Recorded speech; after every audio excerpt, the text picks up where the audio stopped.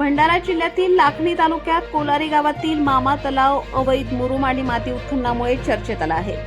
गावातील सरपंच उमेश झंजाड यांनी कोणतीही अधिकृत परवानगी न घेता तलावातून मोठ्या प्रमाणात माती व मुरुम काढून ती एका ठेकेदाराला विकल्याचा गंभीर आरोप ग्रामस्थांकडून करण्यात येत आहे। माहितीनुसार गावालगत असलेल्या मामा तलावातून रात्रीच्या सुमारास आणि प्रशासनाच्या डोळ्यात धूळफेक करत मोठ्या प्रमाणात मुरुम आणि मातीचे उत्खनन करण्यात आले। या संपूर्ण प्रकारात कुठलाही अधिकृत परवाना किंवा महसूल विभागाची परवानगी नसल्याचे समोर आले आहे। त्यामुळे शासनाच्या महसुलाला लाखोंचा फटका बसल्याची शक्यता व्यक्त केली जात आहे। या संदर्भात काही पत्रकारांनी सरपंच उमेश झंजाड यांना जाब विचारला असता त्यांनी धक्कादायक प्रतिक्रिया दिल्याचा आरोप आहे।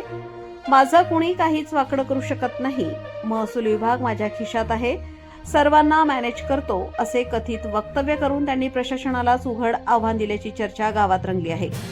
गावातील एका लोकप्रतिनिधीकडूनच जर सार्वजनिक तलावाची अशी उघड लूट होत असेल तर सामान्य नागरिकांनी न्याय कोणाकडे मागायचा, असा संतप्त सवाल आता ग्रामस्थ उपस्थित करत आहेत। सार्वजनिक संपत्तीचा हा प्रकार महसूल कायद्याचा उघड भंग असून संबंधित सरपंचावर तात्काळ कारवाई करावी, अवैध उत्खननाची चौकशी करून दोषींवर गुन्हा दाखल करावा, अशी मागणी नागरिकांकडून जोर धरत आहे। आता प्रश्न असा आहे की प्रशासन या प्रकरणावर खरोखर कारवाई करणार का, की मॅनेज संस्कृतीपुढे पुन्हा एकदा कायदा हतबल ठरणार? आकाश नंदागवळी, भंडारा गोंदिया जिल्हा प्रमुख। नमस्कार, परिचय सांगा। माझे नाव खेमराज गौरव मेश्राम। मी कोलारी येथे ग्राम महसूल अधिकारी कार्यरत आहे।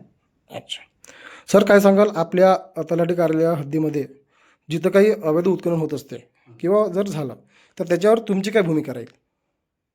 अवैध उत्खननाबाबत कठोर कारवाई करण्यात येईल आणि लोकांना असं आव्हान आहे की आपल्या हद्दीमध्ये अवैध उत्खनन करण्याची हिंमत करू नये, कारण त्याचा भुर्दंड हा दंडात्मक स्वरूपात आहे। तरी लोकांना जर गरज असेल तर रीतसर तहसील कार्यालयातून परवानगी घेऊन उत्खनन करावे।